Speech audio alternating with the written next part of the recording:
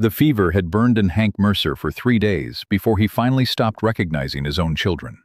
Mabel Crane stood in the doorway of his bedroom with a bowl of broth in her hands and watched him thrash against sheets soaked with sweat, while his 3 children sat on a bench in the main room, pretending they could not hear their father dying. She had been in this house for 6 hours. She had been hired as the cook 4 days ago. She had met Hank Mercer exactly once before today, a brief conversation in town where he asked if she could cook for a family, and she said yes, and he told her to come Monday. This was Tuesday. Monday, she had arrived to find him already fevered and incoherent, and his children trying to care for him with hands too small for the task. She set down the broth on the table beside the bed. Hank's eyes opened. They were unfocused, searching. He grabbed her wrist with a hand that burned like coals. "Feed my children first," he whispered. His voice was broken, desperate. "Please, whatever happens to me, feed them first." Mabel put her hand over his. "I already have." She had. The moment she walked into the house Monday morning and saw the children's faces, hungry, exhausted, terrified, she had gone to the kitchen and made breakfast. Not for Hank, for them. She had cooked eggs and bacon and biscuits, and she had sat with them while they ate, and she had not asked questions because questions could wait, and hunger could not. If you have ever known what someone needed before they could ask for it, drop the name of your city in the comments. I want to see how far instinct travels when words are not fast enough. Subscribe if you believe some people are born knowing how to care for others, the way some people are born knowing how to breathe. Because what Mabel Crane did in that Montana ranch house in the winter of 1880 was not just cook for 3 children. It was become the thing that stood between them and the complete collapse of their entire world. Mabel had been a widow for 2 years. Her husband had died of a heart condition that took him in his sleep. No warning, no goodbye. Just there one night and gone by morning. They had been married 14 years, no children. She had wanted them. He had wanted them. It simply had not happened. After he died, she had stayed in their small house for 6 months before realizing she was living in a museum of a life that no longer existed. She sold everything. She took the money and moved west looking for work. She was 38 years old. She was heavyset. She was plain. She had skills, but no one wanted to hire a woman her age when younger women with prettier faces were available. She had been in Montana for 2 months and worked 4 different jobs before she saw Hank Mercer's advertisement. Cook needed for ranch household, 3 children, good wages, must start immediately. She had gone to meet him in town. He was tall, thin, exhausted. He looked like a man who had been holding something together with willpower and nothing else. For so long he had forgotten how to put it down. He told her his wife had died 18 months ago. Childbirth. The baby too. He had been raising 3 children alone and managing a ranch, and he could not do both anymore. He needed help. "How old are the children?" Mabel asked. "Emma is 9, Jacob is 7, Samuel is 5. "Do they go to school?" "No. School is 12 miles. I cannot take them every day and work the ranch. Emma reads to the boys. That is the best I can do right now." "What happened to your last cook?" Hank looked away. "I have not had a cook since my wife died. I have been trying to do it myself. I am not good at it." Mabel had looked at this man who was holding on by his fingernails and said yes. She would start Monday. He told her the wages. She barely heard them. She was already thinking about 3 children who needed feeding. Monday morning, she arrived at the ranch and found chaos. Hank was in bed, burning with fever. The children were trying to care for him with damp cloths and frightened whispers. The kitchen was a disaster, dirty dishes everywhere, no food prepared, the pantry nearly empty. Mabel took charge. She sent Emma to town for the doctor. She sent Jacob to the barn to milk the cow. She gave Samuel the job of bringing in firewood. Then she made breakfast. Then she scrubbed the kitchen. Then she went through the pantry and made a list of what they needed. Then she sat with Hank and tried to get him to drink water. He could not. The fever was too high. The doctor came. He looked at Hank and said, "Pneumonia. Bad." He gave Mabel instructions. Keep him cool. Force fluids. Pray. He left medicine that cost money Mabel did not think Hank had. She paid for it herself. For 3 days, Mabel fought to keep Hank alive. She changed his sheets. She bathed him with cold water. She tried to get him to drink broth. She sat with him through the night when he thrashed and called out for his dead wife. She did all of this while also cooking for the children, while teaching Emma how to make bread, while helping Jacob with chores, while reading to Samuel before bed. On the 3rd night, Hank's fever broke. He woke at dawn and looked at Mabel sitting in the chair beside his bed. She had fallen asleep there. Her head was tipped back against the wall. There were dark circles under her eyes. "Who are you?" Hank asked. Mabel jerked awake. "Mabel Crane. You hired me as your cook." "When?" "4 days ago. You have been fevered for 3 of them." Hank tried to sit up, failed. "My children are fine, fed, clean, safe. I have been caring for them." "You barely know us." "I know enough." Hank stared at her. "You stayed. Where else would I go? You are sick. Your children need someone. I am someone. You could have left, taken your wages and gone. You have not paid me yet, and even if you had, I would not leave 3 children alone with a dying father." Mabel stood. "I am going to make breakfast. You are going to eat. Then you are going to rest. Then we are going to figure out how to keep this household running." She walked out before he could argue. Hank recovered slowly. It took 2 weeks before he could stand without his legs shaking, 3 weeks before he could walk to the barn, a month before he could do a full day's work. During that time, Mabel ran the house. She cooked, she cleaned, she managed the children, she kept accounts. She found out that Hank was 3 months behind on the bank loan, that the ranch was barely holding on, that he had been working himself sick trying to keep it afloat alone. She did not tell him she knew. She simply started making things more efficient. She taught Emma to cook so there were 2 people who could prepare meals. She taught Jacob to do laundry so Mabel could focus on other things. She reorganized the pantry and the root cellar. She found ways to make food stretch further. She started a kitchen garden, even though it was winter, because spring would come and they would need vegetables. By the time Hank was back on his feet, the house ran like a clock. Meals at regular times, chores divided among everyone, children doing lessons with Emma as their teacher and Mabel supervising. The chaos had become order, and Hank Mercer stood in his own kitchen and barely recognized it. "You did all this," he said. Mabel was kneading bread. She did not look up. "We did all this. The children helped. They listened to you, because I listened to them." Hank pulled out a chair and sat at the table. "I need to pay you. I have been too sick to go to the bank, but I will get your wages. We can discuss wages later. Right now we need to discuss the ranch." Hank went still. "What about it?" "You are behind on your loan, 3 months. The bank will foreclose if you miss another payment." "How do you know that?" "I found the letters. You left them on your desk. I was not snooping, I was cleaning." Hank put his head in his hands. "I do not have the money. I have been selling cattle, but the prices are down. I barely have enough to feed us through winter."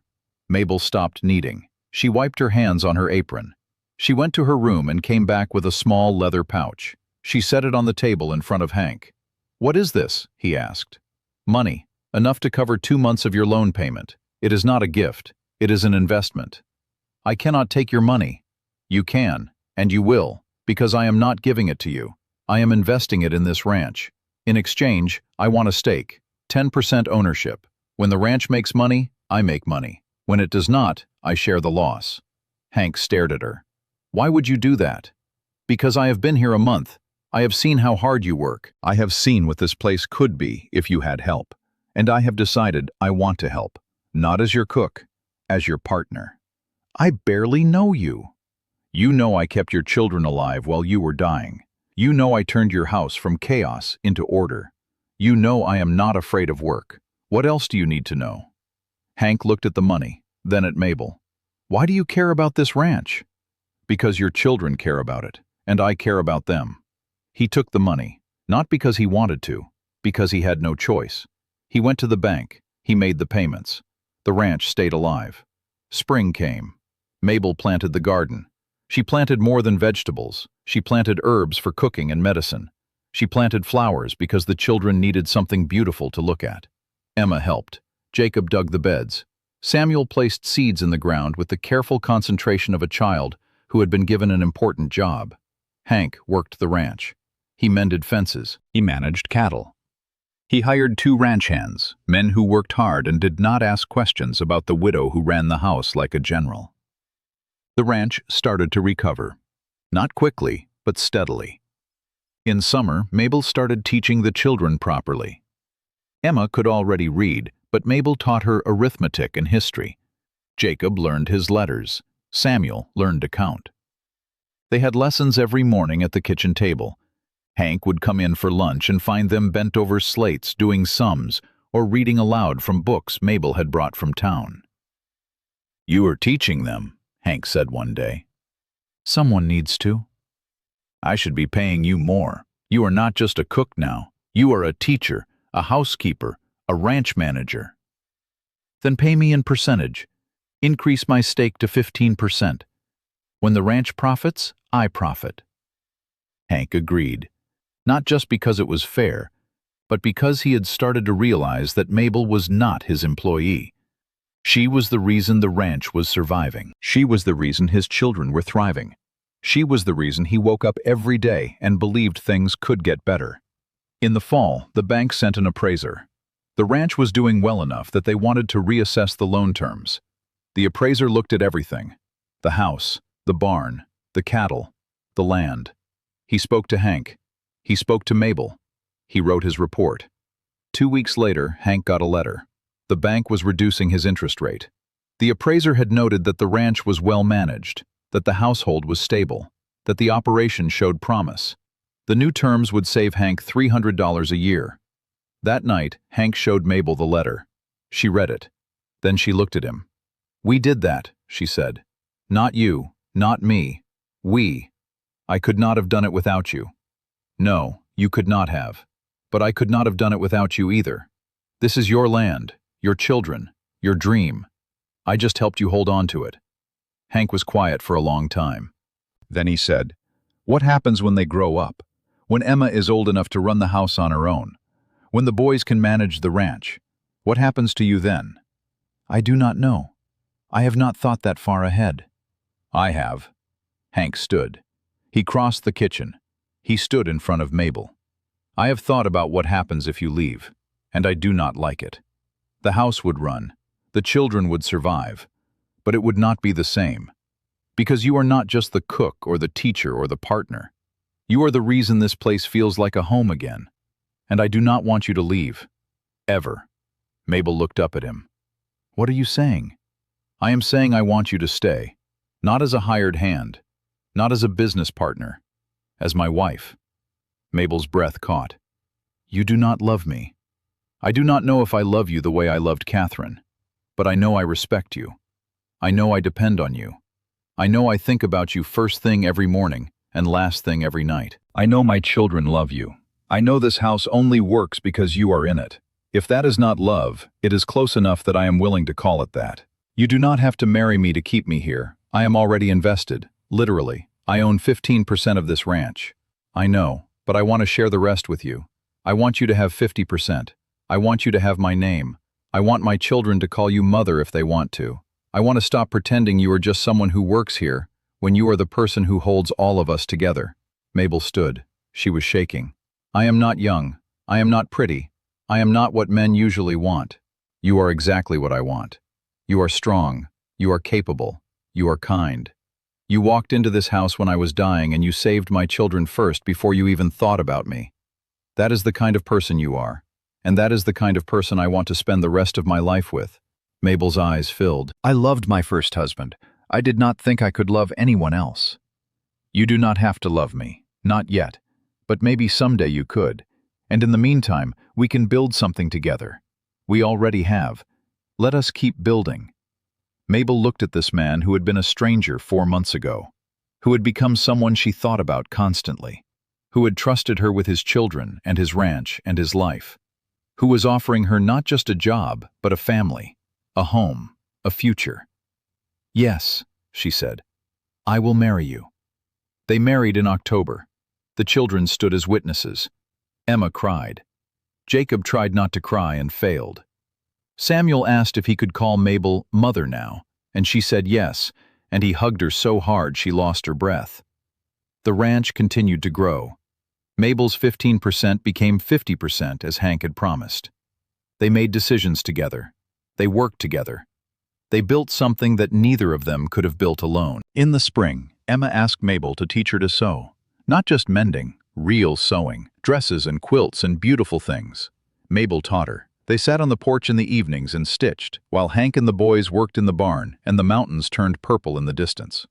"Do you miss your first husband?" Emma asked one evening. Mabel thought about it. "I miss who I was when he was alive. I miss being young and believing everything would always be simple. But I do not miss the life we had. We were happy, but we were small. We did not build anything. We just existed together." She paused. "Here, I am building. I am creating. I am part of something bigger than just two people in a small house. I like that better." "Do you love Papa?" "Yes. Not the way I loved my first husband, but in a way that feels stronger, because it is built on work and trust and partnership, not just feeling." Emma nodded.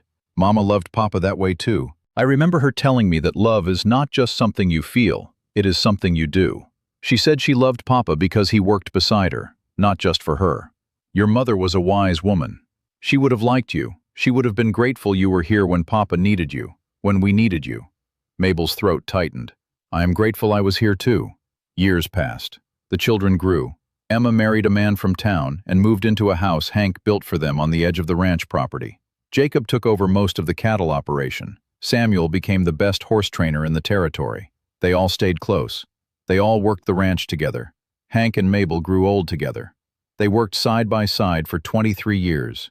They built the ranch into something substantial. They raised Hank's children and helped raise their grandchildren. They sat on the porch in the evenings and watched the sun set over land they had saved together. When Hank was 68, he got sick again. Not fever this time, his heart. It gave out slowly over 6 months. Mabel sat with him the way she had sat with him that first week. She held his hand. She read to him. She made sure he was comfortable. On his last day, he looked at her and said, "I never thanked you." "For what?" "For that first morning, when I asked you to feed my children first, and you had already done it. You did not wait to be told. You just knew. You have been doing that for 23 years. Just knowing, just doing, just being what we needed before we knew we needed it." Mabel's eyes filled. "You gave me a family. I was alone. I thought I would always be alone. You gave me 3 children to raise. You gave me a home. You gave me purpose. I should be thanking you." "We saved each other," Hank said. "Yes, we did." He died that afternoon, peaceful, surrounded by his children and his wife, and the knowledge that the ranch he had built would continue, that the family he had created would last. Mabel lived another 8 years after Hank died. She ran the ranch with Jacob and Samuel. She taught her grandchildren the way she had taught their parents. She sat on the porch in the evenings and remembered the morning she walked into a house full of chaos and 3 terrified children and a man dying of fever. She remembered him grabbing her wrist and whispering, "Feed my children first." She remembered saying, "I already have." Because some people do not wait to be told what needs doing. They see the need and they meet it. They walk into chaos and create order. They find children who need feeding and they feed them. They find ranches that need saving and they save them. They find families that need holding together and they hold them. Mabel Crane had been that person. Not because she was extraordinary, but because she paid attention. Because she understood that love was not just feeling, it was action. It was showing up. It was feeding children first, because children always came first. Years after Mabel died, Emma told her own daughter the story, about the morning Mabel arrived, about her father dying of fever, about the moment he whispered, "Feed my children first," about Mabel's response. "She had already started," Emma said. "She walked into our house and she saw 3 scared children, and she did not ask what we needed. She just knew. She made us breakfast. She made us feel safe. She saved our father's life and our family and our home. And she did it all because when she saw children who needed feeding, she fed them. That is who she was. That is what she taught us to be." The granddaughter listened. Then she asked, "Did grandmother love grandfather the way people love in stories?" Emma thought about it.